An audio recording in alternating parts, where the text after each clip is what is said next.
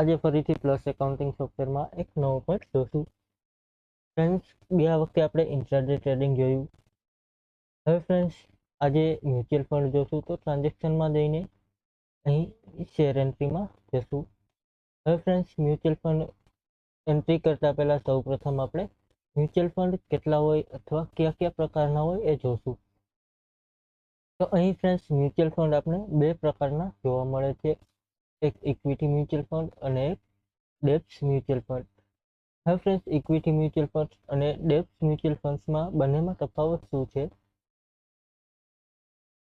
તો ફ્રેન્ડ્સ, જે equity mutual fund છે એ ડાયરેક્ટ કંપનીના શેર સાથે કનેક્ટેડ હોય છે. એટલે કે તમે કંપનીના શેર સાથે જે મ્યુચ્યુઅલ ફંડમાં ઇન્વેસ્ટ કરો એને ઇક્વિટી મ્યુચ્યુઅલ ફંડ કહેવામાં આવે છે. ત્યાર પછી જે ડેપ્સ મ્યુચ્યુઅલ ફંડ છે એમાં કંપનીના ડિબેન્ચર, બોન્ડ્સ એનામાં જે રોકાણ કરવામાં આવે છે અથવા એની સાથે જે મ્યુચ્યુઅલ ફંડ સંકળાયેલા છે એને ડેપ્સ મ્યુચ્યુઅલ ફંડ કહેવામાં આવે છે. તો હવે સૌપ્રથમ ફ્રેન્ડ્સ, આપણે મ્યુચ્યુઅલ ફંડની એન્ટ્રી કઈ રીતે કરીશું એ જોશું. તો ટ્રાન્ઝેક્શનમાં જશું ફ્રેન્ડ્સ. એમાં શેર એન્ટ્રી જોવા મળશે. એમાં શેર ઇનવોઇસ અહીંથી ન્યૂ કરીશું અથવા તેની શોર્ટકટ કી છે ઇન્સર્ટ. અહીં ફ્રેન્ડ્સ, તમે જે બ્રોકર પાસેથી મ્યુચ્યુઅલ ફંડની ખરીદી કરેલ હોય એ બ્રોકરનું નામ લઈ લેશો અથવા અહીંથી નવી પાર્ટી તમારે એડ કરવાની રહેશે. હું અત્યારે તમને એડિટ કરીને શો કરી દઉં છું કે પાર્ટીનું એકાઉન્ટ કઈ રીતે બનાવવાનું. અહીં એન્જલ બ્રોકિંગ સેનરી ડેપ્રેસ રાખીશું. સિટી 5 સ્ટેટ જે આવતું હોય એ રાખી અને સેવ કરી દેશું એકાઉન્ટ.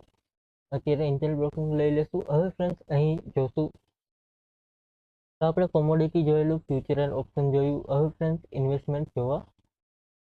કાલે આપણે ઇન્વેસ્ટમેન્ટ જોયું, ઇન્ટ્રાડેમાં ઇન્વેસ્ટમેન્ટ અને ડાયરેક્ટ ઇક્વિટી સાથે ઇન્વેસ્ટમેન્ટ જોયું. હવે ફ્રેન્ડ્સ, અહીં મ્યુચ્યુઅલ ફંડ શો કરીશું.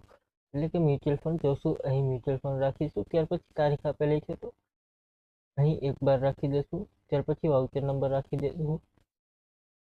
બિલ નંબર રાખી દેશું. હવે ફ્રેન્ડ્સ, અહીં પ્રોડક્ટ, અહીં નવી પ્રોડક્ટ આપણે ક્રિએટ કરીશું મ્યુચ્યુઅલ ફંડ માટે. અત્યારે આપણે ઇક્વિટી મ્યુચ્યુઅલ ફંડ લેશું એટલે નિપોન ઇન્ડિયાના અત્યારે મ્યુચ્યુઅલ ફંડ લઈ લેશું.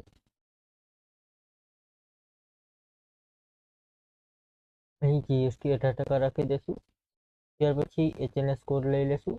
અહીં સ્ટોકમાં આપણે લેવાનું રહેશે શેર. ત્યાર પછી અહીં એન્ટ્રી ટાઈપ છે તો એમાં મ્યુચ્યુઅલ ફંડ લઈ લેશું. એન્ટર આપીશું.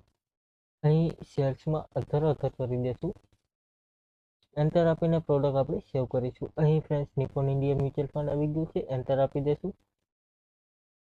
અહીં પરચેસ લઈ લેશું.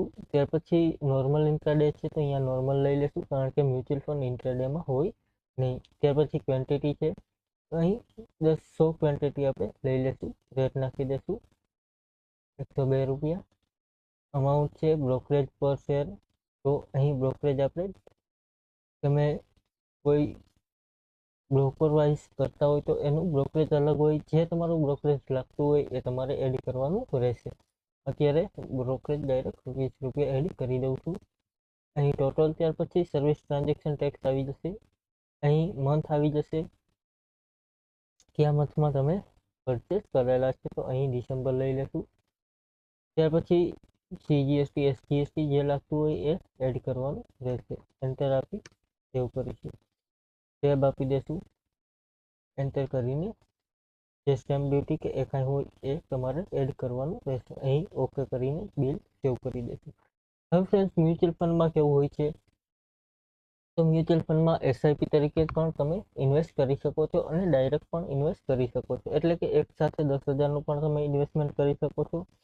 ત્યાર પછી તમારે મંથલી અથવા તો વીકલી અથવા તો પર ડે તમારે ઇન્વેસ્ટમેન્ટ કરવું હોય તો તમે મ્યુચ્યુઅલ ફંડમાં કરી શકો છો.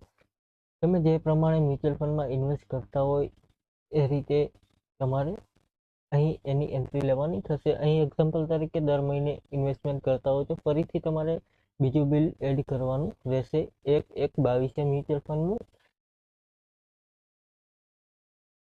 જ્યારે મ્યુચ્યુઅલ ફંડના જો ભાવ વધારે હોય એટલે કે શેરના ભાવ વધારે હોય તો ક્વોન્ટિટી આપને ઓછી મળે છે. એ રીતે ફ્રેન્ડ્સ, મ્યુચ્યુઅલ ફંડની એન્ટ્રી થશે અને એમાં ઇન્વેસ્ટમેન્ટ આ રીતનું થતું હોય છે. Thank you. આજનો પોઈન્ટ અહીં પૂરો કરીએ. કાલે ફરીથી એક નવો પોઈન્ટ જોઈશું. Thank you.